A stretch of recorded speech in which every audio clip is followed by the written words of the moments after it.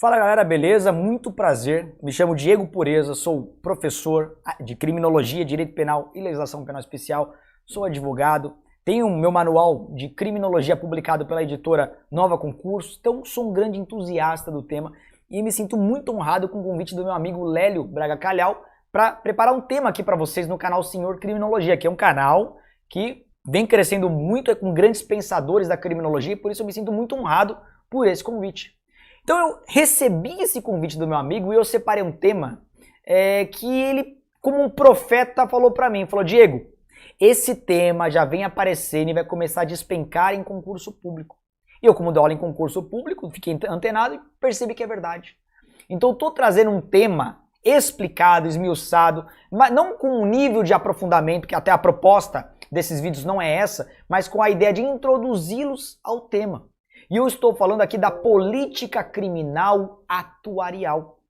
Se você ainda não ouviu falar sobre esse tema, pode esperar que vai começar a despencar nos próximos concursos e ser abordado também pela Academia Brasileira, porque é um tema que aqui no Brasil há uma certa resistência até mesmo de discuti-lo. É um tema que ganhou muita força, por exemplo, nos Estados Unidos. Esse tema já existia, na verdade, desde a década do século XX, só que começou a ganhar muita força nos Estados Unidos na virada do século XX para o século XXI. Lá é muito utilizado. Diego, por que o nome é atuarial? Porque ele é originado das ciências atuariais. Para você que não sabe, as ciências atuariais são ciências exatas, como a probabilidade, as estatísticas, a matemática e tudo mais. São ciências que vão medir o grau de risco futuro, deduções. Então vocês vão perceber que a política criminal importa essas ciências atuariais para o campo da segurança pública, com os seguintes pressupostos. Prestem bem atenção nesse início que ele é fundamental. Com os seguintes pressupostos. A ideia não é investigar a origem do crime, segundo essa teoria. Não é investigar a origem do crime. Parte-se do pressuposto que é inútil investigar a criminogênese. Quais são as causas do crime? Porque isso pode ser são várias causas que podem acarretar num delito. Então é impossível diagnosticar uma só ou todas. E se diagnosticar é impossível tratá-las. Porque parte da ideia de que o crime é algo comum na sociedade. Acontece. Se você vive em sociedade, vai ter esses problemas na sociedade. Bom, primeiro pressuposto. Segundo pressuposto, vai começar a enxergar o crime de um modo objetivo e não subjetivo. Não dá margem para interpretações do crime. E isso chega a ser até interessante, eu vou invocar vocês aqui para análise desse tema pelo seguinte. Vou dar um exemplo do Brasil, como um excesso de subjetivismo pode acarretar em injustiças. É muito comum no Brasil nós nos depararmos com crimes praticados por pessoas poderosas, colarinho branco, parlamentares, grandes empresários, banqueiros, praticam crimes que atingem a vida de milhões de pessoas e não dá em nada. E às vezes pessoas, cidadão comum, que pratica um crime igual, idêntico e toma o rigor da lei, vira exemplo da aplicação da lei penal. Por quê? Subjetivismo. Você permite uma grande interpretação e com isso arbitrariedades. Beneficiar muito aquele sujeito que está lá na casta da sociedade e aquele que está lá embaixo. Então acaba tendo esses problemas de injustiça. É uma possibilidade, é uma possibilidade. Para a política criminal atuarial isso não existe, porque os métodos são puramente objetivos. Parte-se da categorização dos criminosos a partir do que ele fez. Então o sujeito não interessa a classe social que ele vive, o sujeito ele passa a ganhar números de acordo com o crime que ele cometeu. Não está destinado só ao campo da execução penal, é desde o momento da prática delitiva, tudo aquilo que ele fez, se ele cometeu um novo crime, se tem violência, se tem grave ameaça, se tem, se não tem, tudo isso ele vai recebendo pontuações. E quanto mais grave e maior o número de crimes por ele praticado, mais pontuações ele vai recebendo. Pontuações obviamente negativas. E ele vai sendo categorizado.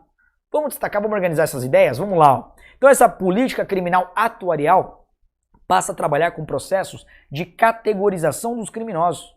Não se restringindo apenas ao campo da execução penal, alcançando todo o sistema de justiça criminal, valendo-se de métodos puramente objetivos, a partir do histórico criminal do indivíduo. Olha que interessante, do histórico criminal.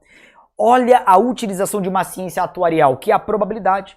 Utiliza-se a probabilidade para a prevenção criminal. Como, Diego? Na medida em que se presume por possíveis crimes que poderão ser praticados pelo indivíduo, a partir da comparação de suas categorias individuais e sociais abstratas com perfis de risco, chamado Risk Profiles, dos Estados Unidos, construídos sobre informações de condenados por crimes graves. a ideia será afastar o risco de novos crimes. Como assim? Vamos lá. Depois de gerar um banco de dados, percebe-se o seguinte, olha, determinado perfil de criminosos, quando soltos, eles voltam a delinquir. São criminosos aí sem jeito, sem solução, eles continuam delinquindo. Então, se eu percebo que o sujeito começa a praticar um crime com o mesmo perfil daqueles considerados irrecuperáveis, ele vai ser categorizado como tal e, portanto, terá os mesmos rigores da lei como tal, com esse perfil. Então eu passo a categorizar os criminosos de acordo com o seu perfil. E o seu perfil é construído de acordo com aquilo que eles praticaram, cuja finalidade é evitar novos crimes. Então perceba que a finalidade da política criminal atuarial é a prevenção criminal com a neutralização do delinquente considerado de alto risco. Digo, mas tá meio abstrato essa categorização de alto risco. Eu vou separar duas categorias de criminosos para vocês, vou organizar de forma genérica, porque a depender do estado lá dos Estados Unidos, há até outros perfis, mas grosso modo, o sujeito é categorizado em dois grandes perfis, que são esses aqui, ó. Primeiro, os ofensores de alto risco, esse que é a grande importância da política criminal atuarial. E os ofensores de baixo risco são os criminosos comuns, vocês vão entender isso, mas vamos começar pelos criminosos de alto risco. São os delinquentes que praticaram crimes considerados mais graves, com forte tendência, probabilidade, ciência atuarial, a voltar a delinquir. Nessa categoria podemos citar como os exemplos, traficante de armas, traficante de drogas, de pessoas, os predadores sexuais, os reincidentes que não param de voltar a delinquir, os serial killers, assassinos em série. Quais são as características, Diego, da política criminal atuarial sobre esse perfil? Tá aqui, ó.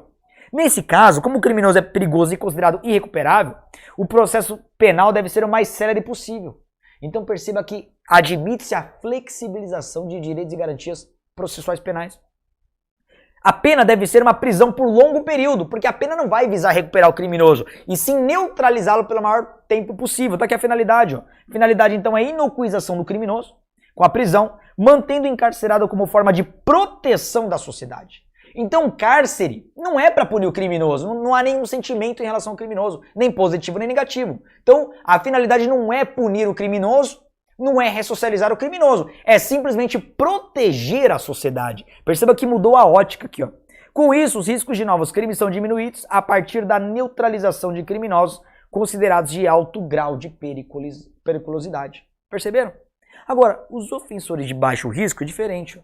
São os delinquentes que cometeram delitos considerados de menor ou médio potencial ofensivo, os criminosos comuns. Em geral, crimes passionais, ocasionais e com pouca violência ou ameaça sobre pessoas. Exemplos: furtadores, estelionatários, crimes contra a honra.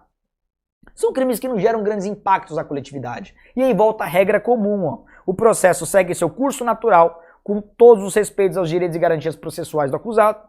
Permite-se penas mais brandas, é uma mera tolerância a penas mais brandas, de curta duração, com medidas estatais menos intrusivas. E a finalidade, diante do perfil não voltado ao crime, admite-se a ideia de recuperação do indivíduo, a ressocialização, ou a aceitação de que o delito foi um erro isolado e, portanto, ele não vai ser um grande risco solto para a sociedade. Tem um detalhe importante, uma característica. Aliás, eu separei até uma questão anterior de concurso público para vocês no final, para vocês perceberem como isso já vem caindo em concurso. Mas tem uma característica importante. Eu falei para vocês que começa desde o momento da prática do crime a perfilar o criminoso. Beleza. Só que na fase de execução penal isso continua. Se eu tenho um criminoso considerado de risco alto, de gravidade alta, eu preciso separá-lo do criminoso de perfil de risco baixo. Então há uma categorização também no sistema penitenciário. Tá aqui, ó. Outro reflexo importante é a possibilidade de gerir a população carcerária por meio da classificação do cárcere, conforme o nível de segurança. Se perguntassem para vocês, Diego, o Brasil tem algum reflexo que é similar à política criminal atuarial? Sim. O Brasil não adotou a política criminal atuarial, não adotou, está muito longe disso. Mas tem um reflexo nosso que é semelhante à política criminal atuarial. Qual? Justamente esse ponto. O Brasil não permite sistema penitenciário de segurança máxima. E não é de acordo com o rol taxativo de crimes, é de acordo com a classificação da periculosidade do criminoso, perfil de risco. Tá aí, é uma característica idêntica à utilizada pela política criminal atuarial. É um bom exemplo diante da criação dos sistemas prisionais de segurança máxima, destinados aos criminosos considerados de alto grau de periculosidade. Olha que interessante. Para organizar essas ideias, eu separei as características para vocês. Quais são as características agora de forma objetiva da política criminal atuarial? O método, ó, primeiro, vale-se preferencialmente de métodos puramente objetivos, ciências exatas, probabilidade, estatística e por aí vai, para medição do risco e prevenção criminal. O alcance, ó, não se restringe só à execução penal, abrangendo todo o sistema de justiça criminal. Objetos. O objeto de estudo da política criminal atuarial são os criminosos. Por quê? Porque eu vou classificá-los conforme perfil de risco, ou como ofensores de alto risco, ou como ofensores de risco baixo. Qual é a finalidade? Não é ressocialização. Ressocialização que nós chamamos também de prevenção especial positiva, não é isso. Aqui é a inocuização, a neutralização daqueles considerados irrecuperáveis ou ofensores de alto risco e pelo menos a tolerância para medidas menos intrusivas aos criminosos de baixo risco. E por fim, não há qualquer preocupação com as causas do crime, não há nenhuma preocupação com a criminogênese. Olha só como isso caiu em concurso, pessoal, para a Defensoria Pública do Estado do Paraná e já consta no edital para delegado da Polícia Civil também do Estado do Paraná.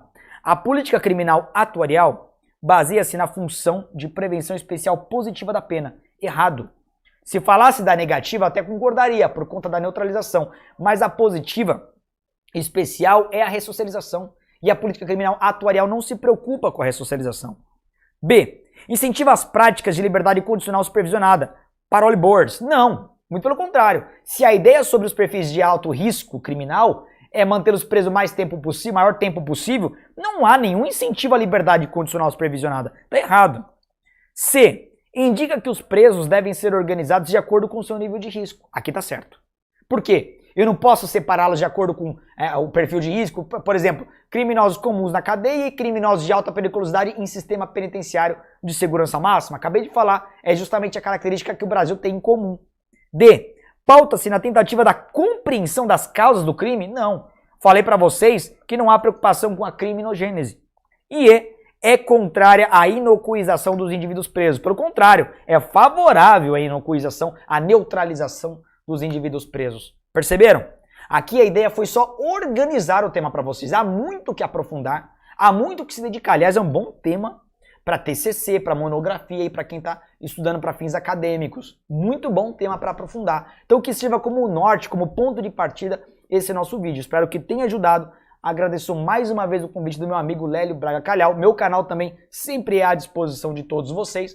Um grande abraço, bom estudo a todos e até a próxima.